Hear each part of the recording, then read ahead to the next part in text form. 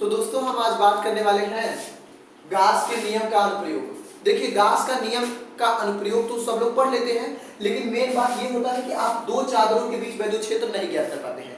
दो चादरों के बीच वैद्युत क्षेत्र ज्ञात करने के लिए आपको बहुत सरल कंसेप्ट रहता है, लेकिन यही आप लोग नहीं करते हैं, इसलिए आगे के संधारित्र में पढ़ने में बड़ी दिक्कत होती है। तो ध्यान से देखेंगे, दो चादरों के बीच वैद्युत क्षेत्र की तीव्रता ज्ञात करनी होती है, तो हम क्या करते हैं। तो ध्यान से देखिए, माना हमने दो चादर, एक चादर ए बी, मतलब दो चादर हमने मान रखा है।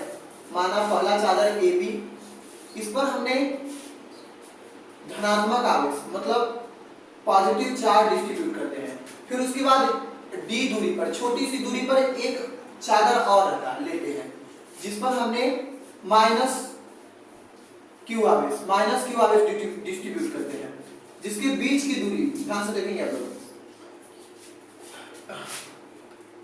जिसके बीच की दूरी छोटी दूरी होती है डी दूरी, जिसके बीच की दूरी डी दूरी होती है। तो माना हमने दो चादर जिसके बीच वैद्युत क्षेत्र की तीव्रता ज्ञात करनी होती है।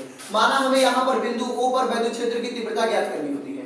तो ध्यान से देखेंगे मेरी बात, देखिए माना दो चादर A तथा B, A को पॉजिटिव चार्ज देने पर वह पूरी सतह पर डिस्ट्रीब्यूट मतलब वितरित हो जाता है। उसी प्रकार B को माइनस क्यू आवेश देने पर वो भी पूरे सतह पर वितरित हो जाता है। लेकिन यहाँ पर बात ये होती है कि यहाँ पर जब प्लस आवेश देते हैं तो इसमें प्रेरण के कारण अपने आप माइनस आवेश उत्पन्न हो जाता है। देखिए, जब दो चादर आपस में रहेंगे, पास रहेंगे, तो एक चादर पर प्लस आवेश देने पर दूसरे चादर पर अपने आप माइनस आवेश उत्पन्न हो जाता है। इसे ही कहते हैं प्रेरण। क्या कहते हैं? प्रेरण। तो यहाँ पर देखिए हमें बिंदु O पर वैद्युत क्षेत्र की तीव्रता ज्ञात करनी होती है। तो ध्यान से देखेंगे, ये आपको बताना पड़ेगा। जैसे आप लोग जानते हैं पॉजिटिव आवेश के कारण, पॉजिटिव चार्ज के कारण वो जो वैद्युत क्षेत्र की तीव्रता होती है वो कैसी होती है? परपेंडिकुलर आउटसाइड की ओर, मतलब कि लंबवत बाहर की ओर होती है, तथा माइनस क्यू आवेश के कारण परपेंडिकुलर इनसाइड की ओर होती है, मतलब लंबवत अंदर की ओर होती है।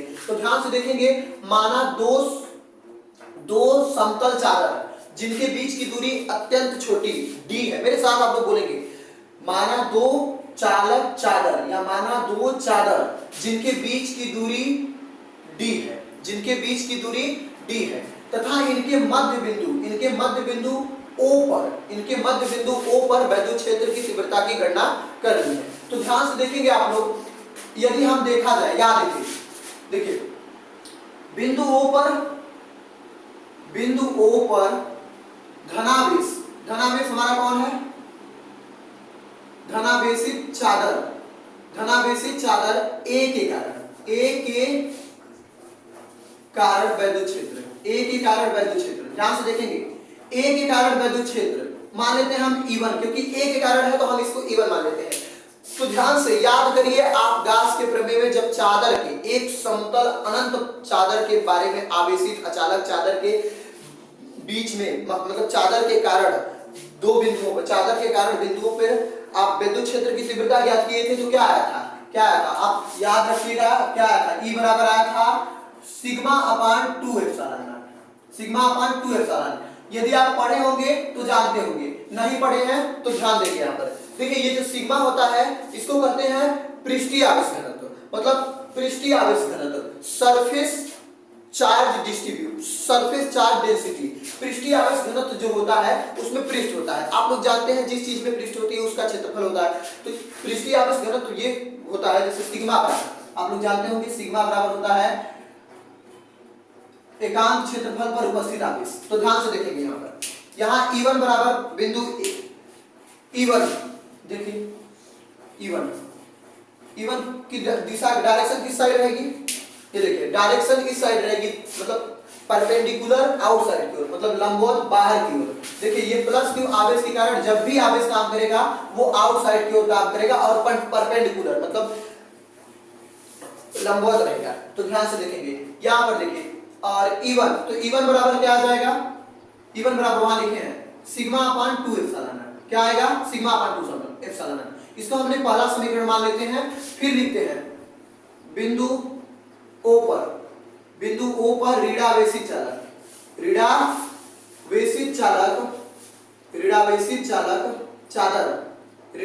चादर B के कारण, B के कारण बी के कारण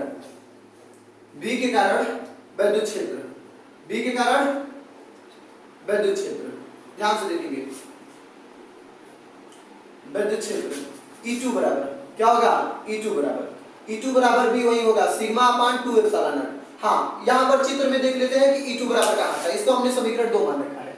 यहाँ पर चित्र में देखते हैं E2 कहाँ आएगा, देखिए E2 भी देखिए चादर किसके कारण, बिंदु O पर ऋणावेशित चादर B के कारण, तो B चादर तो हमारा ये हो गया। अब आप लोग जानते हैं B पे कौन सी सरफेस मतलब कौन सा सरफेस चार्ज है, B पर ऋणावेश चार्ज है, तो ऋणावेश चार्ज है तो ऋणावेश के कारण यदि विद्युत क्षेत्र की तीव्रता देखा जाएगा तो यहाँ पर होगा, देखिए E2 होगा, क्या होगा E2, और ये भी इसी साइड कवर होगी। अब आप लोग जानते होंगे कि विद्युत क्षेत्र की दोनों दिशाएं क्या है, समान है। जब दोनों दिशाएं समान होती है तो विद्युत क्षेत्र का परिणामी विद्युत क्षेत्र निकालने के लिए इसका योग किया जाता है। तो हम लिखेंगे यहाँ पर देखिए विद्युत क्षेत्र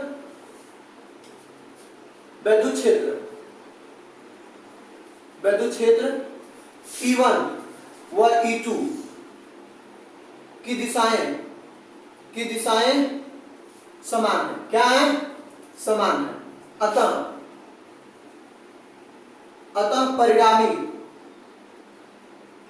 परिणामी क्षेत्र बराबर परिणामी क्षेत्र हम यहाँ पर ई परिणामी लेकर चलते हैं, क्या लेकर चलते हैं, ई परिणामी। एक बार हम ई परिणामी लिखेंगे फिर आप लोग समझ जाइएगा कि ई परिणामी मतलब इन दोनों का परिणाम निकालना है। तो इन दोनों का परिणाम निकालने के लिए हम इन दोनों को दिशाएं क्या है, दिशाएं समान है, इसलिए इसका योग करना पड़ेगा। तो क्या हो जाएगा आप लोग बताएंगे, E1 प्लस E2। अब ध्यान से देखेंगे क्या है इसका मान, sigma upon 2 epsilon not plus sigma upon 2 epsilon not. अब आप लोग जानते हैं जब भार बराबर होता है तो ऊपर की संख्या जोड़ दी जाती है, या तो फिर ये भी है, देखिए दोनों समान है तो दोनों समान चीज होते हैं, जैसे x प्लस x गुणा करते हैं, x प्लस x जोड़ते हैं तो 2x हो जाता है, उसी प्रकार इसको जोड़ लेते हैं तो क्या हो जाएगा 2 सिग्मा अपान 2 एप्सिलॉन नॉट। 2 से 2 कैंसिल हो गया और यहाँ पर आपका E बराबर बच गया सिग्मा अपान एप्सिलॉन नॉट। ध्यान दीजिएगा, देखिए सिग्मा अपान एप्सिलॉन नॉट दिखाई दे रहा है, सिग्मा अपान एप्सिलॉन नॉट।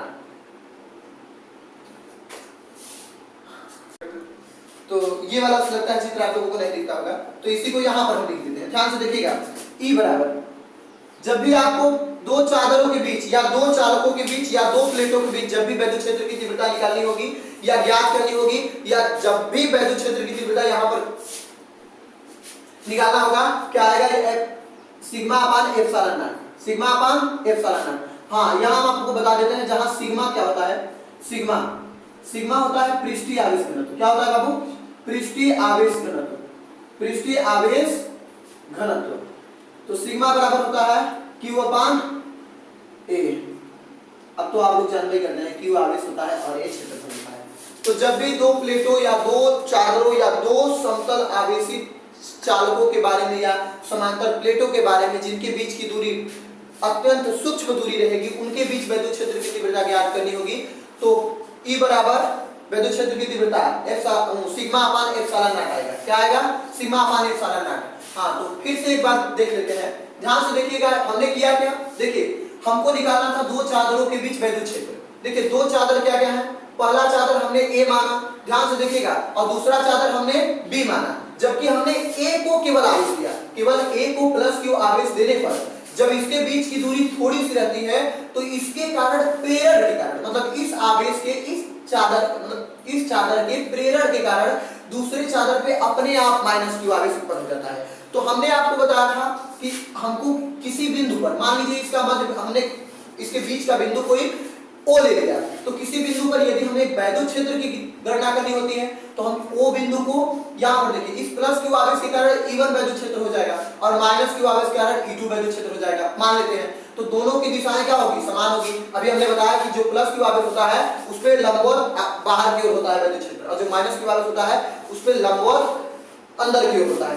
तो E1 और E2 दोनों की दिशाएं क्या है, समान है। अब हमने E1 बराबर पढ़ रखा था वहां समतल आवेशित चादर के बारे में, तो E1 बराबर सिग्मा अपान 2 एप्सिलॉन नॉट और E2 बराबर सिग्मा अपान 2 एप्सिलॉन नॉट। और हां, विद्युत क्षेत्र E1 और E2 की दिशाएं समान है, अतः परिणामी क्षेत्र दोनों का यदि परिणामी क्षेत्र निकालना हो तो E परिणामी बराबर हो जाएगा E1 प्लस E2। दोनों को जब जोड़ देते हैं तो हल करने पर हमें ये प्राप्त होता है जो आपको नहीं लिखा है, यहां लिखिए, इस ऊपर वाली चीज को यहां लिखनी है।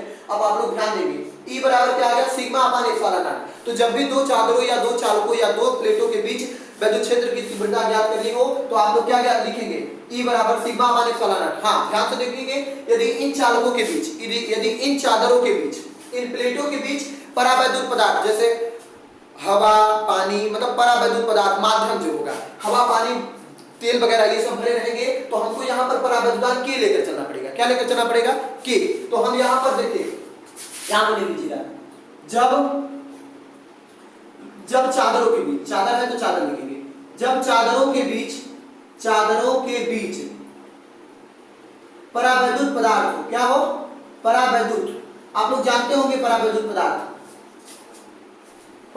पदार्थ, जब चादरों के बीच परावैद्युत पदार्थ भरा हो, क्या हो, भरा हो, तब क्या करना पड़ेगा, तब यहां पर E बराबर क्या आ जाएगा, सिग्मा अपान के एप्सिलॉन नॉट, सिग्मा अपान के एप्सिलॉन नॉट। हाँ तो ध्यान देंगे, देखिए परावैद्युत पदार्थ जब के हो, अब आप लोग जानते हैं परावैद्युत पदार्थ वायु भी होता है, लेकिन वायु का जो परावैद्युतांक होता है के बराबर वो 1 लेकर चलते हैं। यदि किसी चीज में 1 का गुणा कराते हैं तो कोई दिक्कत नहीं होता, यहाँ पर यदि आप 1 लेकर चलेंगे तो कोई दिक्कत नहीं। चलिए उतारिए।